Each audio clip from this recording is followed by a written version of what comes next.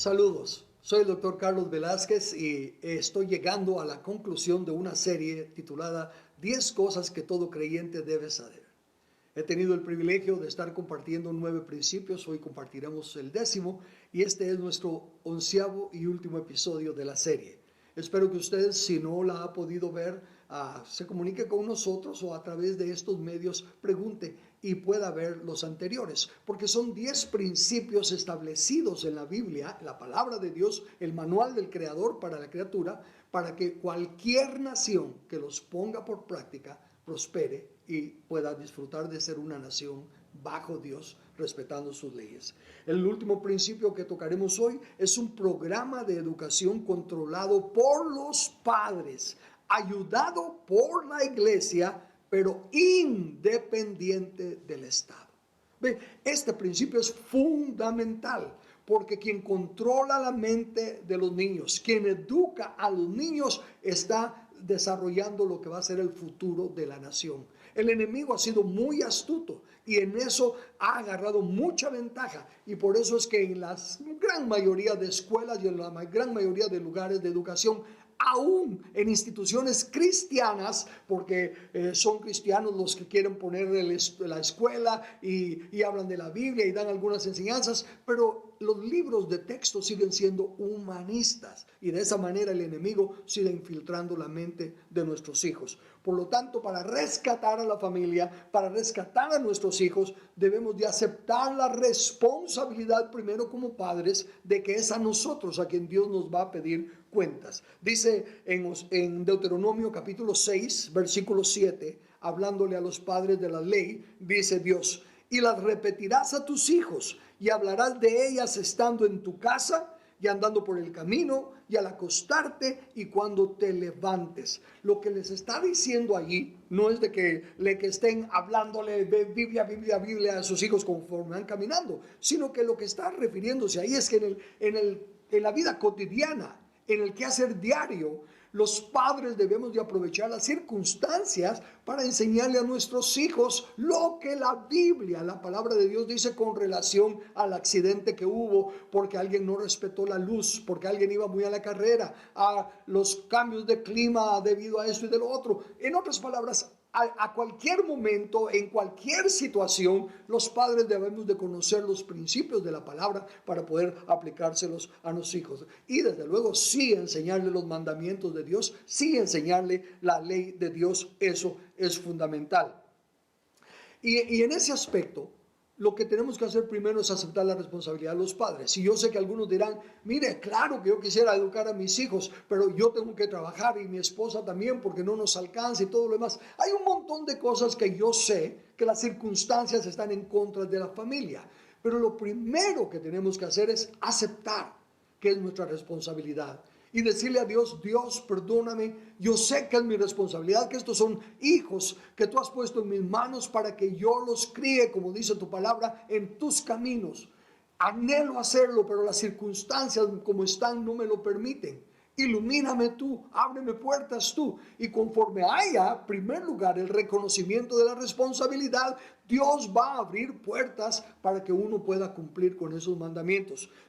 En una de las advertencias que Dios da, que el apóstol da en Efesios capítulo 6, versículo 4, dice: y vosotros padres no provoquéis a ira a vuestros hijos, sino criadlos en la disciplina y amonestación del Señor. ¿Cómo se provoca a ira a los hijos? Hay diferentes formas, pero ¿sabe cuál es la principal? La fluctuación o inconsistencia.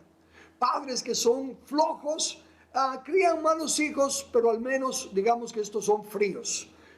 Y padres que son tiranos, crían a los hijos también mal, pero al menos les da una disciplina. Está comprobado en encuestas que se ha hecho que los jóvenes problemáticos, solo se va a hacer una encuesta de jóvenes problemáticos, y han encontrado que los jóvenes problemáticos con menos problemas son los que tuvieron padres duros, tiranos si quiere.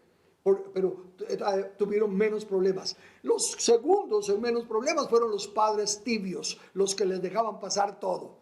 pero los que más problemas tuvieron fueron los que tuvieron padres fluctuantes, que unas veces castigaban y otras veces no. Entonces provocaron a ira a los hijos porque no sabían nunca en dónde era donde había que pararse, porque a veces esto era probado y a veces era castigado. La responsabilidad de la educación está en nosotros. Cuando decimos que las circunstancias nos hacen enviar a nuestros hijos a escuelas públicas o algo por el estilo, estamos lavándonos las manos como Pilato.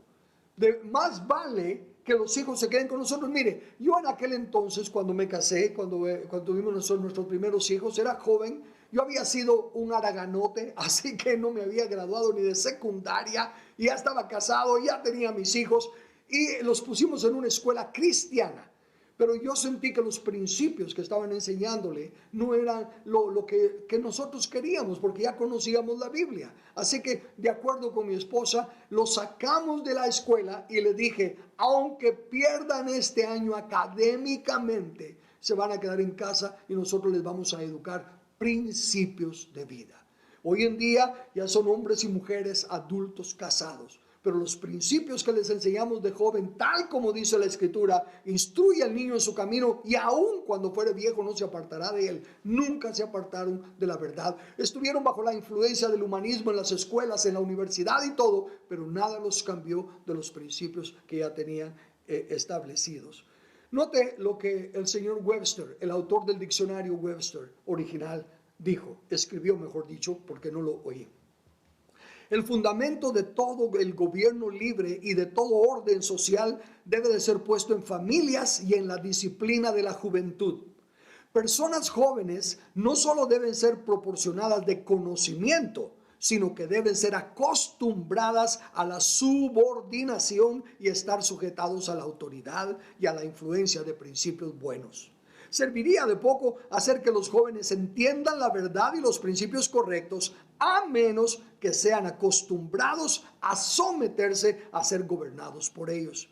Y cualquier sistema de educación que limita la instrucción solo a las artes, a las ciencias y rechaza la ayuda de la religión en la formación del carácter de ciudadanos es esencialmente defectuosa. Eso es lo que nos está diciendo la palabra de Dios. Que debemos de volver la educación a la casa, que debemos de valorar más la ciencia, la sabiduría que desciende de lo alto, que es la palabra de Dios, antes que las artes y las demás ciencias humanas. Porque si primero tenemos el temor de Jehová en nuestro corazón, las demás artes las podremos manejar sin dejarnos engañar por el humanismo que se ha infiltrado en las escuelas y tristemente aún en las iglesias. Estos fueron los 10 principios para la libertad de una nación.